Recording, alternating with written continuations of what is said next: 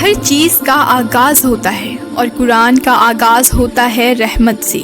پہلے پارہ میں اللہ تعالیٰ نے انسان کو بتایا کون ہے وہ رب جسے ہم عبادت میں یاد کرتے ہیں، اور کیسا ہے وہ منزل ہدایت کا راستہ جسے ہم ڈھونڈتے ہیں۔ یہ سورہ قرآن کا دل ہے۔ ہر نماز کے ہر رکعت میں اس کو پڑھنا فرض ہے۔ یہ ایک دعا بھی ہے اور ایک عہد بھی، بندے اور رب کے درمیان سیدھا راستہ۔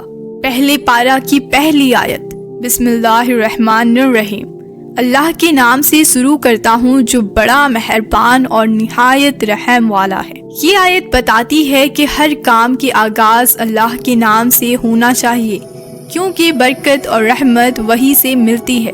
دوسری آیت، جس کا ترجمہ ہے ساری تعریفیں اللہ کے لیے جو تمام جہانوں کا رب ہے۔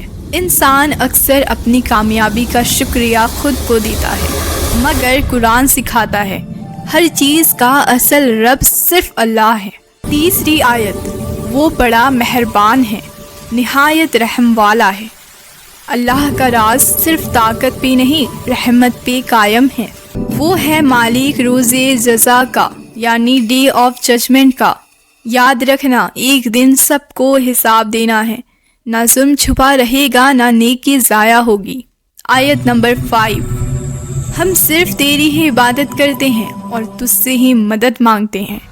یہاں بندگی کا مقصد بیان ہوا، صرف اللہ سے مدد، صرف اللہ کی عبادت۔ آیت نمبر 6 اور 7، ہمیں سیدھا راستہ دکھا، ان لوگوں کو راستہ جن پر تو نے اپنی نعمت عطا فرمائی، نہ کہ ان کا جن پر غضب ہوا۔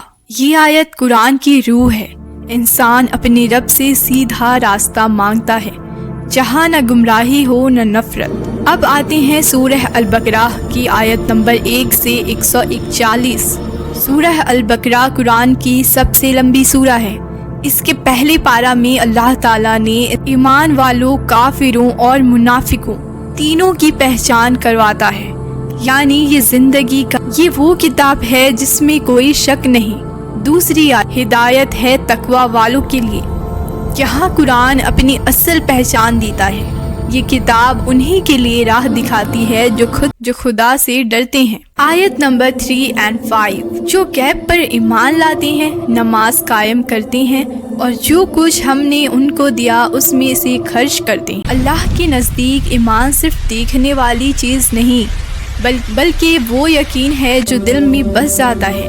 یہ آیت ایمان، نماز اور زکوٰۃ کا سب سے پہلا تعارف کراتی ہے۔ آیت نمبر 6 اور 7، کافروں کے لیے برابر ہے، تو انہیں سمجھا یا نہ سمجھا وہ نہیں مانیں گے۔ یہ آیت ان لوگوں کے بارے میں ہے جن کے دل پر اللہ نے مہر لگا دی، جو حق کے نور سے روشن ہونے سے انکار کرتے۔ آیت نمبر 18 اور 16، کچھ لوگ کہتے ہیں ہم ایمان لائے، لیکن اصل میں وہ ایمان نہیں رکھتے۔ یہ آیت نفاق، منافق کے بارے میں ہے۔ وہ لوگ جو زبان سے ایمان کا دعویٰ کرتے ہیں لیکن دل میں شرک رکھتے ہیں۔ اللہ ان کی مثال ایسے دیتا ہے جیسے آگ کی روشنی جو خود اندھیرے میں کھو۔ آیت نمبر 21، اے لوگوں، اپنے رب کی عبادت کرو جس نے تمہیں اور تم سے پہلے لوگوں کو پیدا کیا تاکہ تم پرہیزگار بنو۔ یہ قرآن کا پہلا یونیورسل کال ہے، ہر انسان کو عبادت اور تقوی کی دعوت۔ آیت نمبر 30 اس میں اللہ آدم علیہ السلام کی سٹوری بیان کرتے ہیں۔ پھر اللہ نے فرشتوں سے کہا کہ میں زمین میں ایک خلیفہ بنانے جا رہا ہوں۔ فرشتوں نے پوچھا، کیا آپ وہاں ایسے لوگ پیدا کریں گے جو خون بہائیں گے؟ اللہ نے فرمایا، میں وہ جانتا ہوں جو تم نہیں جانتے۔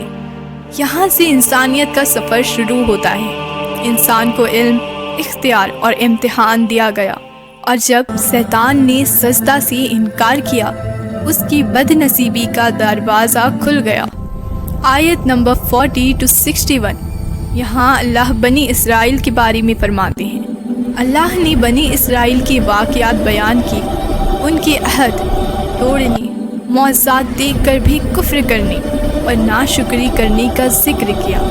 یہ ہمیں یاد دلاتی ہے کہ رحمت کے ساتھ حساب بھی ہے۔ آیت نمبر 67 سے 71، اسی واقعے سے سورہ کا نام البقرہ، بقرہ یعنی کہ کاؤ یعنی کہ گائے۔ جب اللہ نے حکم دیا کہ ایک گائے ذبح کرو، انہوں نے سوال پہ سوال کیے اور اپنی سختی سے خود کو مشکل میں ڈال دیا۔